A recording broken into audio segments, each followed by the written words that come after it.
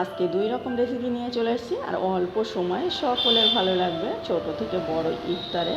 তো একদম সহজ, অবশ্যই ট্রাই করবেন আর দেখার অনুরোধ রইল। আর ভালো লাগলে অবশ্যই লাইক কমেন্ট শেয়ার করে পাশে থাকবেন। প্রথমে আমি এখানে 2টো সিদ্ধ করে আলু নিয়েছি, তারপরে ভালোভাবে মিক্স করে নিচ্ছি। এটা কিন্তু হাত দিয়েও চেপে নিতে পারেন বা কাঁটা চামচ দিয়েও চেপে নিতে পারেন। তারপরে এখানে একটা আমি প্যান বসিয়ে দিয়েছি, পরিমাণ মতো একটু সামান্য পরিমাণ তেল দিয়েছি, দিয়ে একটা পেঁয়াজ কুচি দিয়েছি, দিয়ে পেঁয়াজটা ভালোভাবে লাল করে নিতে হবে। কী হয়, যে পেঁয়াজটা লাল করে নিলে কিন্তু যে কোনো আলু মাখার ক্ষেত্রে টেস্টটা ভালো হয়। তারপরে এখানে আদা পেস্ট একটু দিয়ে নিলাম, তারপরে কাঁচা লঙ্কা কুচি দিয়ে নিলাম, হলুদ গুঁড়ো দিয়ে নিলাম। তারপরে মানে এটা একটু লাল লাল করে ভেজে নিতে হবে। আদা রসুনের কাঁচা গন্ধটা যতক্ষণ না চলে যাবে ততক্ষণ ভেজে নিতে হবে। এই ফ্লেভারটা কিন্তু দারুণ লাগে, আদা রসুন ভেজে নেওয়ার ফ্লেভারটা। তারপর যে আলু মাখা পুরটা বানিয়েছিলাম সেটা দিয়ে একটু ভেজে নিচ্ছি। আবারও একটু সময় ধরে ভেজে নেওয়ার পরে এখানে আমি একটু দেখুন একটু ভালোভাবে মশলাটা ভালোভাবে লাগিয়ে নিলাম। আর অবশ্যই একটু সময় ধরে ভেজে ভেজে নিতে হবে। স্বাদ অনুযায়ী লবণ আর একটু 1 টেবিল চামচ চিনি দিয়েছি, স্কিপ করে গেলাম, সেটা দেখানো হলো না। অবশ্যই দিতে হবে কিন্তু চিনিটা, তাহলে কম্বিনেশনটা ভালো হয়। তারপরে 1 টেবিল চামচ জিরে গুঁড়ো আর ভাজা জিরে গুঁড়ো দিয়েছি, আর এখানে একটু ধনিয়া পাতা কুচি।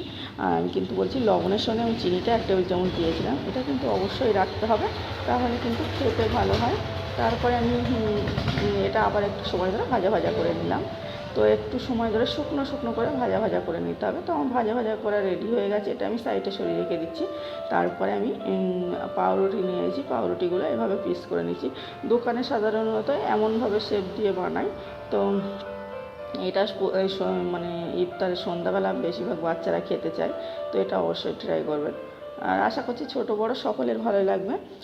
তারপরে আমি এই পাউরুটিগুলো পিস পিস করে এমনভাবে কেটে নিলাম। নেওয়ার পরে আমি যে আলু মাখা পুরটা বানিয়েছিলাম এটা আমি দেখে নিচ্ছি, আসলে প্লেটে ঢেলে নিয়েছি, হালকা ঠান্ডা হয়ে গেছে।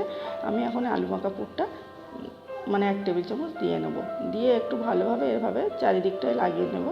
তো অবশ্যই এটা লাগিয়ে নিতে হবে। এক জায়গায় থাকলে কী হবে, ওপরে যে রুটিটা দিতে হবে সেটা কিন্তু জুড়বে না, খুলে যাবে। আর আজকে একটু অন্য প্রসেসে বানাবো। আমি এর আগে একটা এমনভাবে বানিয়েছিলাম পাউরুটির স্ন্যাক্স, তো সেটা এত ফাইন হয়েছিল, অবশ্যই চাইলে দেখে আসতে পারেন। আমি কিন্তু স্ক্রিনে লিঙ্কটা দিয়ে দেবো, মানে এই ভিডিওর ডেসক্রিপশানে লিঙ্কটা থাকবে। আর এটা আজকে একটু অন্যরকমভাবে বানিয়েছি, এটাও কিন্তু অনেক মজার হয়েছে। তারপর আমি সবগুলো আলু মাখা পুর বানিয়ে নিলাম, মানে পুরগুলো সব দিয়ে রেডি করে নিয়েছি। আর তারপরে এখানে একটা ডিম ভেঙে নিচ্ছি। আপনাদের কিন্তু চাইলে বেশি লাগলে বেশি করে বানিয়ে নিতে পারেন, রমজান মাসে খুব বেশি লাগে না। আর বাড়িতে তো অল্প মেহমান থাকলে স্বাদ অনুযায়ী লবণ দিলাম। লবণটা দেখানো হলো না, ভিডিও কেটে গেছে, ওই জন্য আবার একটু উঁচু করে দেখিয়ে নিলাম। অবশ্যই লবণটা দিতে হবে। তারপরে যে পাউরুটির স্লাইসগুলো করেছিলাম সেগুলো এভাবে একটু গুঁড়িয়ে নিচ্ছি। ওদিকে আমি অলরেডি মানে তেল গরম হতে বসিয়ে দিয়েছি, তেলটা ভালোভাবে গরম হয়ে গেছে। আমার ফুল গরমে আমি এগুলো দিয়ে নেব, দেখুন। তারপরে আমি এভাবে আরও একটা দিয়ে দিচ্ছি, আর দিয়ে আমি সবগুলো এভাবে ভেজে নেব। এটা কিন্তু ভাজতে বেশি সময় লাগে না, মানে একটু কালার হয়ে গেলে উল্টে দিলেই কিন্তু হয়ে যাবে, যেহেতু কোনো রকম ঝামেলায় নেই, ভিতরে কিন্তু আলু মাখাটা অলরেডি রেডি আছে আমার। তারপরে আমি একটু একবারই উল্টে, রেডি হয়ে গেছে, কালার হয়ে গেছে, আমি ভালোভাবে সেঁকে তুলে নিলাম। দেখুন কতটা লোভনীয় হয়েছে, আর দেখুন ভাব বার হচ্ছে। আর এটা কিন্তু অনেক মজার হয়েছে, বাচ্চারা তো খুবই খুশি। এটা কিন্তু ঘুগনির সঙ্গেও খেতে পারে, আবার সস দিয়ে। আমার তো মনে হয় ঘুগনির সঙ্গে বেশি ভালো লেগেছিলো। আমি আবার একটা যে রেসিপিটা দেখাবো সেটার সঙ্গে এটা বেশি ভালো লাগে, আর অবশ্যই এই প্রসেসে একবার বানিয়ে দেখবেন। তো দেখুন আমি একদম আজকের রেসিপিটা সকলের ভালো লাগবে। আর ঘুগনির ঝোল কার না ভালো লাগে, আর একটু অন্যরকমভাবে রান্না করলে অনেক সময় হয় কি, রাস্তার ধারের দোকানের ঘুগনিটা সকলে বেশি পছন্দ করে আর বাড়িতে খেতে চায় না। তো এইভাবে অবশ্যই একবার হলে ট্রাই করবেন, আমার তো মনে হয় সকলে ভালোভাবে খাবে। আর যে মানে পাউরুটির যে রেসিপিটা দেখিয়েছি তার সঙ্গে ঘুগনিটা কিন্তু বেশি ভালো লাগে। প্রথমে এখানে আমি একটু তেল দিয়েছি, পরিমাণ মতো তেল দিতে হবে। তারপরে একটু এলাচ, দারুচিনি আর তেজপাতা দিয়েছি। তো দারুচিনি অল্প দিয়েছি, এলাচ তেজপাতা সবগুলো একটা করে দিলাম, দিয়ে একটু মানে কালার করে নিয়েছি। তারপরে এখানে 2টো পেঁয়াজ কুচি দিয়েছি। তারপরে আমি একটু পেঁয়াজটা ভালোভাবে লাল হয়ে গেছে, আদা রসুন পেস্ট দিয়ে তারপরে একটু হলুদ গুঁড়ো দিয়েছি। আদা রসুন পেস্টটা একটু লাল লাল করে নিতে হবে, তাহলে কি হয় আদা রসুনের কাঁচা গন্ধটা চলে গেলে আর এই ফ্লেভারটা কিন্তু ভালো লাগে। সবসময় তরকারির ক্ষেত্রে বা ঘুগনির ক্ষেত্রে টেস্টটা বেশি আসে। তারপরে এটা লাল করে নেওয়ার পরে আমি যে মটরটা সেদ্ধ করে রেখেছিলাম, এটা কিন্তু আমি সিদ্ধ করে রেখেছি, তারপরে এটা দিয়ে নিলাম। এটা কিন্তু ভালো একটাই সিটি মেরে নিয়েছি, আর আলুটাও কেটে রেখেছিলাম ধুয়ে সেটাও দিয়ে নিলাম, একসঙ্গেই দিয়ে নিয়েছি। তারপরে যেহেতু আমি ডবল করে মানে কষে নেবো ওই জন্য কাঁচা দিলাম।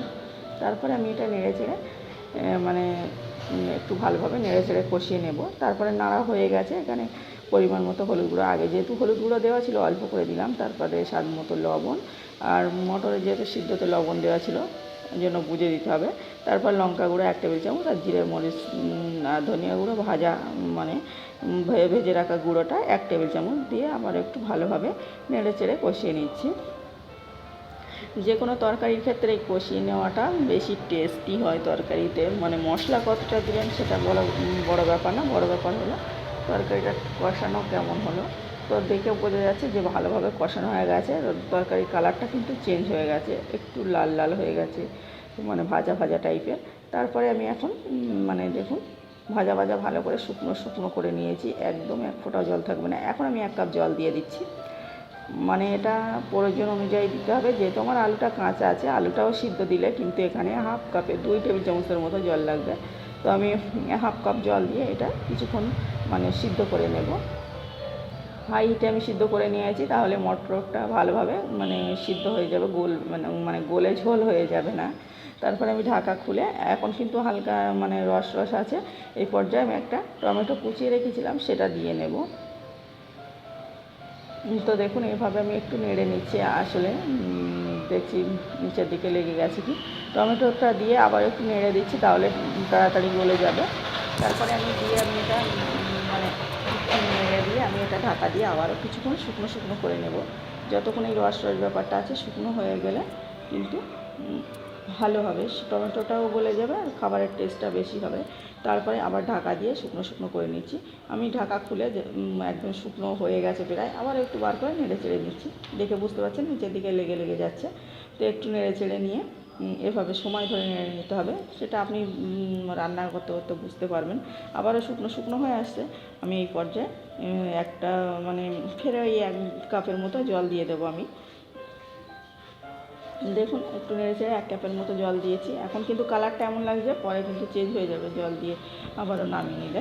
তা আমি এখন 1 কাপ জল দিয়ে এটা কিছুক্ষণের জন্য ফুটিয়ে নেব। ফুটিয়ে নিয়ে তারপরে আমি মানে গ্যাসটা অফ করে দিয়ে পরিবেশন করব। এটা আর বলার অপেক্ষা থাকে না, তো আপনারা জানেনই সকলে। এটা যখন ফুটে উঠবে কিন্তু এবার নিজের পছন্দ অনুযায়ী ঝোলটা রেখে দিতে হবে। ওপর দিয়ে আমি একটু মিট মশলা, একটু ভাজা জিরে গুঁড়ো ছড়িয়ে দেবো, আর চাইলে একটু ধনিয়া পাতা কুচি দিতে পারেন যদি ভালো লাগে, আর যদি না লাগে দেওয়ার দরকার নেই। তো আমি আমার মানে 2টো কাঁচা লঙ্কা দিয়েছিলাম, কাঁচা লঙ্কার ফ্লেভারটা ভালো লাগে উপর দিয়ে।